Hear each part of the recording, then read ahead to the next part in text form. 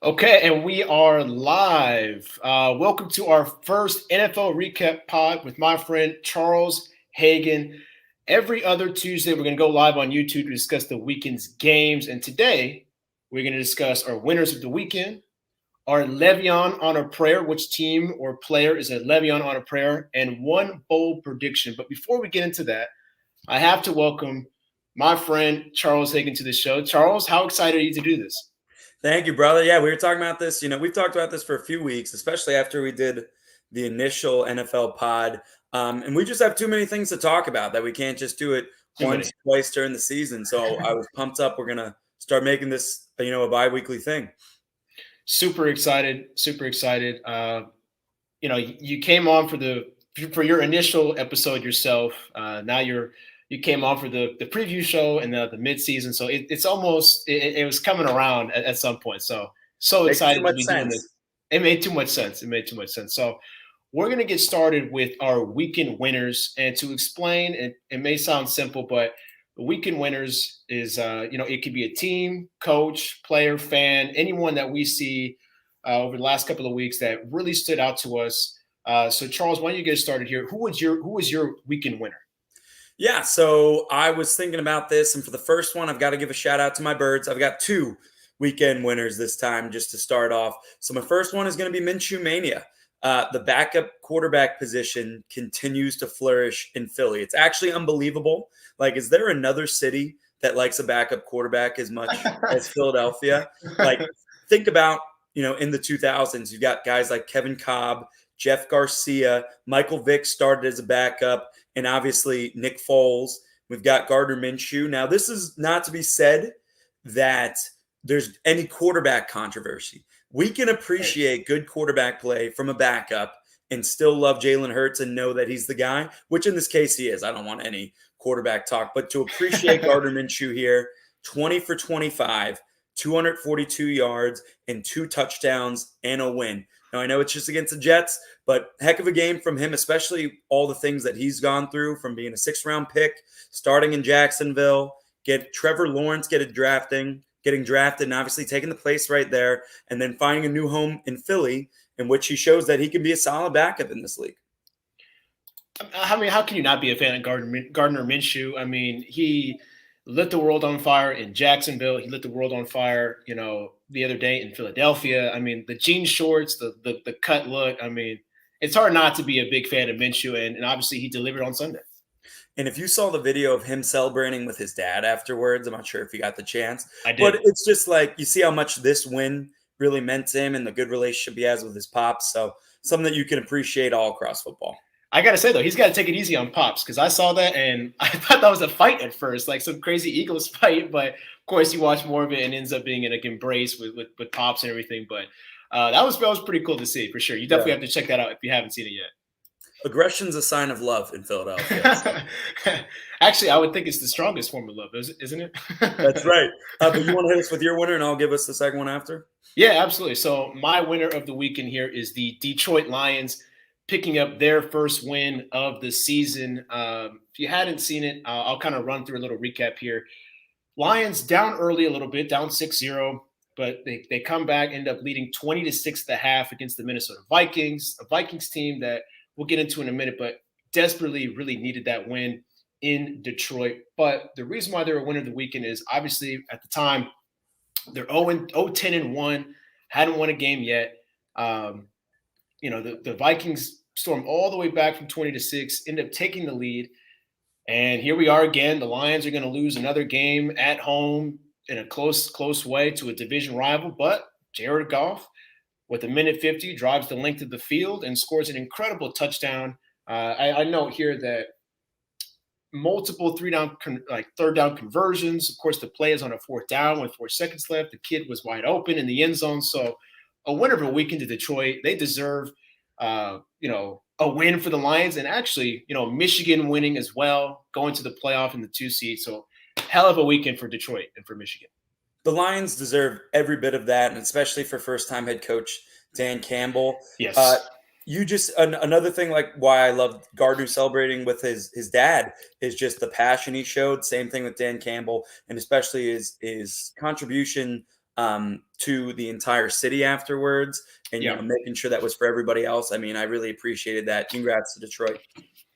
Absolutely. And just to run through a couple, I mean, for me, I go into ESPN and I do these streaks, or I do the picks each week. And I've been wanting to bet on Detroit, and I've been wrong every time. Of course, I didn't bet on them the other day, but they have 5 losses this year, where they were 5 losses or ties where they were within 3 points. So to me, they were just due. A lot of those were division rivals. I think one earlier was with Minnesota. So to me, definite win of the weekend, and definitely awesome to see Jared Goff, I believe, pick up his first win outside of Sean McVay in his NFL career, which is just mind-boggling to me. Yeah, absolutely. Major kudos to them. They deserve it. They had some nail biters and heartbreakers throughout the season. So if anyone deserved it this year, they did. I feel like a lot of the league was cheering for them in terms of different fan bases just want to see them get a win. Besides Minnesota, of course. Absolutely, yeah. What about you? What was your other winner of the weekend?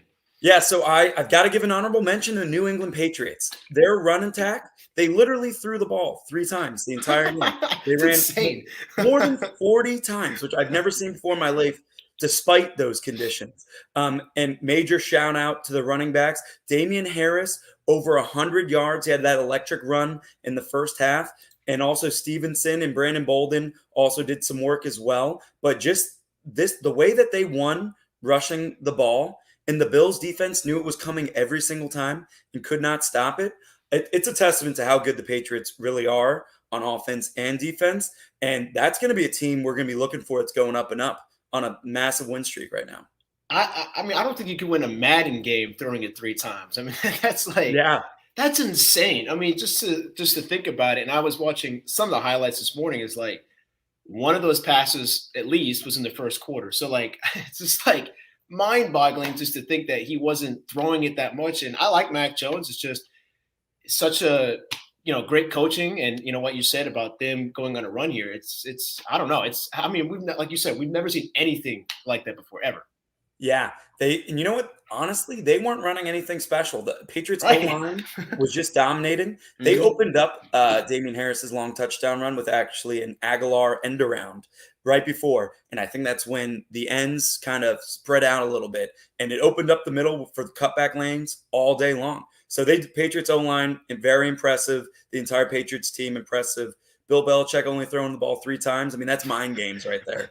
It's pretty ballsy. I mean, just to throw it only 3 times. But one quick thing, I'll get your opinion on, and then we'll move on to our Le'Veon little play on words that we'll get to in a second. But they asked a couple players. I believe one of them was Micah Hyde. Reporters were asking some Bills players, Micah Hyde, and one other player I can't remember off the top of my head, but they were saying the defense was embarrassing and everything like that. And their basic response was, well, we gave up 14 points and our team scored 10. What are your thoughts on that? I thought it was just kind of a silly question. Yeah, so I think that was Poyer, the other guy too, and they're longtime friends as well. Yeah. I think it was obvious that it was embarrassing in that circumstance. I saw mixed opinions on Twitter and different social media. Some people being like, that's a valid question. It's not. I think they could have worded that question totally differently to get an actual response. But just using the term embarrassing is obviously embarrassing in itself, or you're going to admit something that was embarrassing. And at the end of the day, the Bills were in a position to win several times. So they're with the offense and just came up short. So I felt like outside of giving up a ton of rushing yards, that the Bills could have won that game. So I did not like the questioning. I never appreciate that response out of a player, calling them out like that with those reporters trying to do their jobs. But I didn't like the embarrassing question. Yeah, absolutely. So, all right, I just thought that'd be a funny thing to hear your opinion on. But let's move on to Le'Veon We teased it at the beginning. Charles, do you want to give what your take was on Le'Veon and what what we should be talking about today? Yeah, it sounds like teams that literally their only hope now is just a prayer, maybe that they started off strong and they're hanging on by a thread right now. So I'll start off with mine real quick. It's the Las Vegas Raiders for me. A team that started off so hot and, even fought through controversy with the Gruden entire scandal, things like that, still looked pretty good.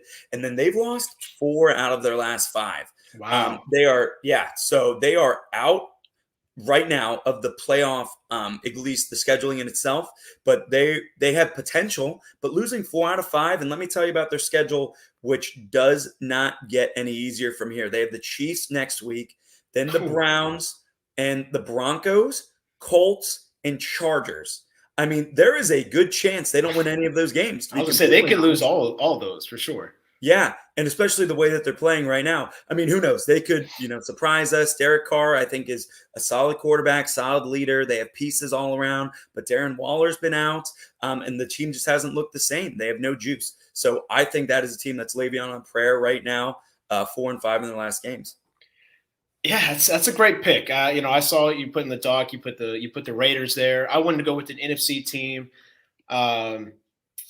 I initially laughed because I initially put the Eagles, but after revisionist history, I changed my mind, and I went with the Minnesota Vikings. Was kind of talking about them before with the Detroit Lions. That's a game, if you're Minnesota, that you just have to win, quite frankly. And to lose that one, they would have gone to 6-6. Now they would still be out of the playoff race technically, but they would be they'd be in the 8th seed, I guess, because you take 7 from each conference. But right. They fall to 5-7. They're 9th. San Francisco loses, so that really could have been a game where Detroit they should have just won that game. You rattle off some of the games that the Raiders will face. They got the Bears away. They got the Rams at home, the Packers away, and the Bears at home. I mean, even if you split those, even if you go undefeated, it's still going to be a mile to climb. And that was just something that they needed to win right there. And to lose a heartbreaker like that to Detroit, a team that's definitely not going to make the playoffs.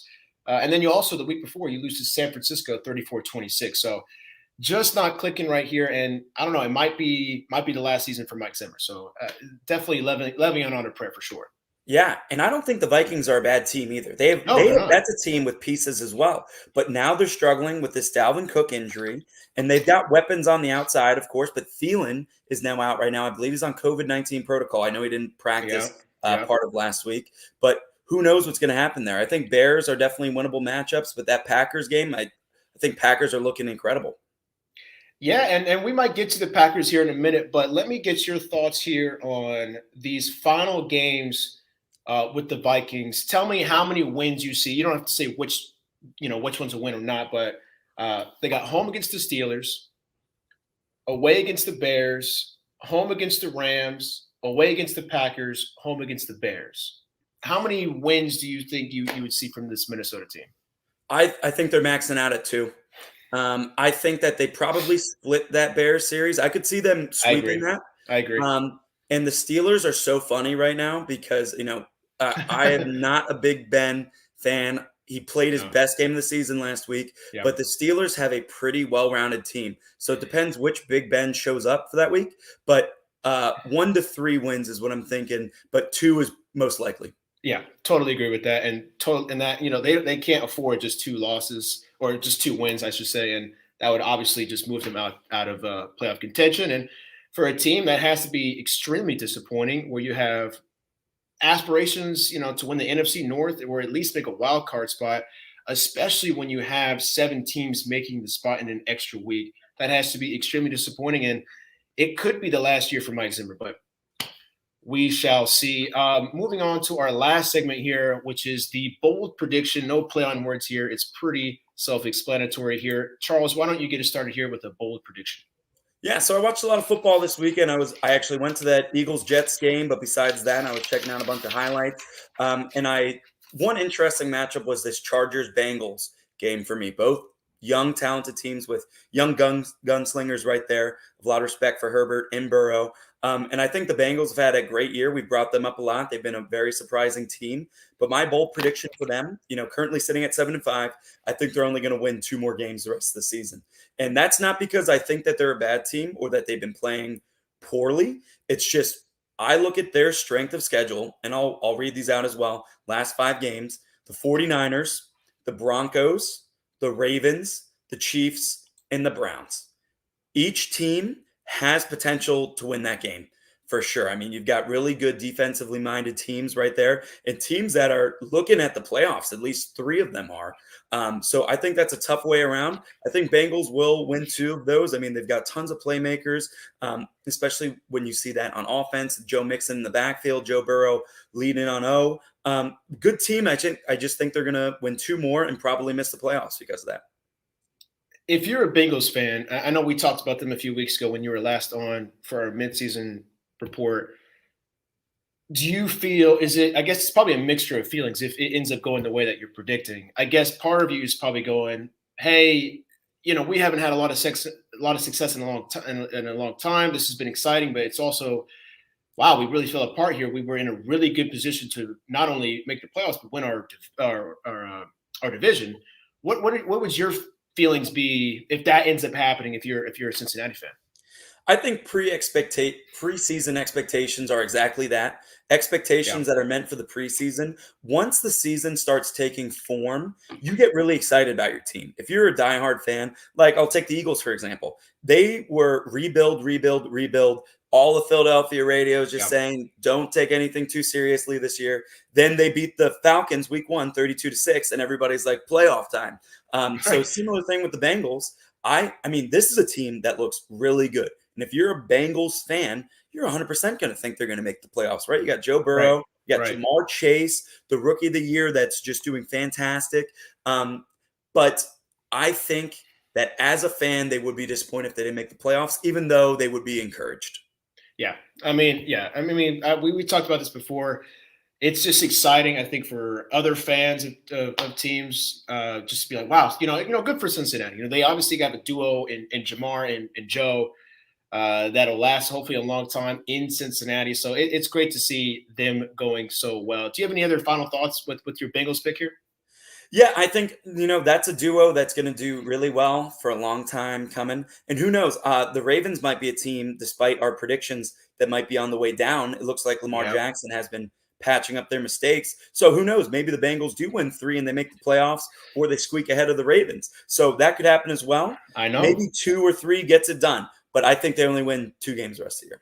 It's certainly exciting. I feel like right after we did our midseason Super Bowl picks, I was like, damn, I really wish I picked the Patriots to make the Super Bowl, and kind of went the Patriots Packers route as far as like the dress it up as the Super Bowl we never knew we wanted. But I don't know. I'm going to stick with my Ravens Cowboys. Don't worry, I'm not going to switch yet. But Patriots are playing a lot of good football. The AFC to me is just so interesting because you don't have a lot of dominant teams. The Chiefs can turn it on, but they haven't yet.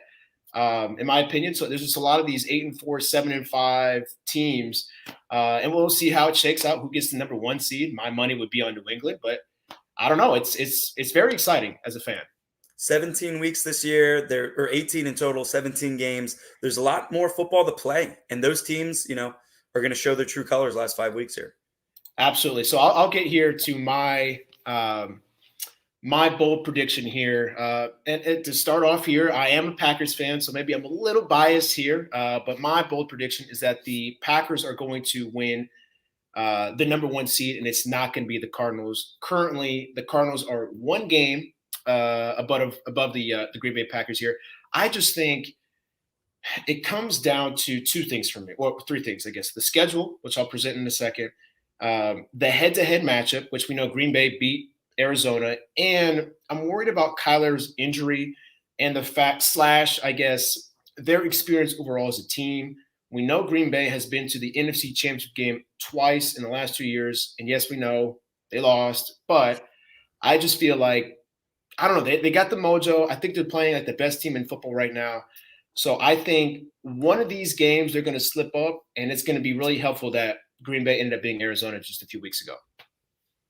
Yeah, I could see that certainly happening. These are bold predictions, right? Because they're supposed to be bold. Right. A lot of people are not regarding the Cardinals to be the best team in the league, regardless of having the best record in the league. That happens every year with a team that does well unexpectedly, right? Yeah. Like even in basketball, Sixers were the number 1 seed, and nobody thought they were the best team in the East, right? People said the Bucs.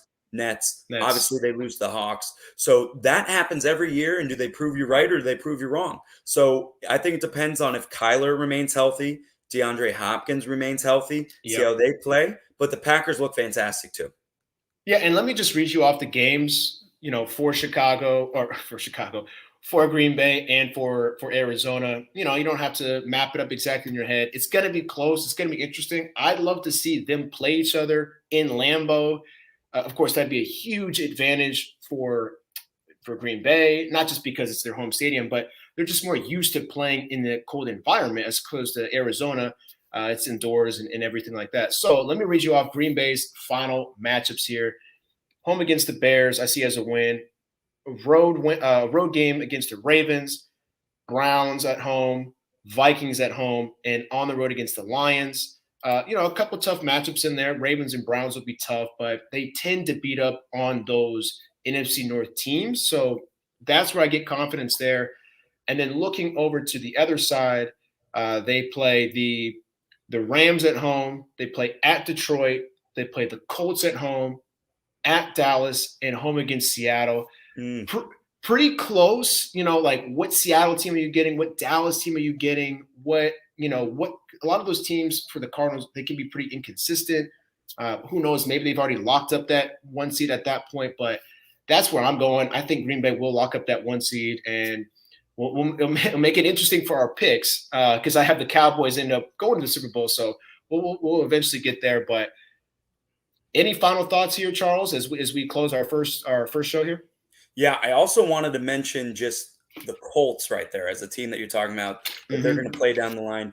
They look fantastic right now. I mean, being led by Jonathan Taylor, of course, with that spectacular O-line, but we know they've had that defensive talent, and Carson Wentz is proving to be a quarterback that you can win with and that makes those special plays like he's been doing for years. So he's been playing more consistently. He's more comfortable. I mean, that could very well be a loss for the Cardinals. I could see the Colts winning 4 of their last games, maybe sweep out, but that's a team to look for as well as we talk about this going forward. Absolutely. I mean, the Colts are an interesting team here, but this is this is what happens at this point of the season when it becomes week 14. All those teams that are neck and neck with each other. This is the playoffs really start now. Especially for teams like we mentioned, like Minnesota and Vegas and Cincinnati. Those teams that really need to kick it in the hind gear. Like they got to get it going here, and for those other teams. So it's extremely exciting. And I think the NFL is in a great spot because only a few teams are really out of it at this point. So it's truly exciting, Charles. Wide open, man. It's a wide open year. Absolutely wide open. But guys, that wraps up our very first NFL recap podcast. Again, we're going to be bi-weekly on Tuesdays, and be sure to follow us on Twitter, Facebook, Instagram, wherever. So you be sure to get all the alerts and subscribe to our YouTube channel so you know when we're going live. You can view this also as a YouTube show, not after we record live. But Charles, how fun was that going live and just talking sports here? Yeah, this is going to be something that I'm really looking forward to doing in the future, having clips that we can use as videos for our sound bites and, keep each other accountable with our takes going forward. So I'm excited to have you guys. And thanks for everybody that came on and watched live, but also those that are going to be listening recordings after. Absolutely.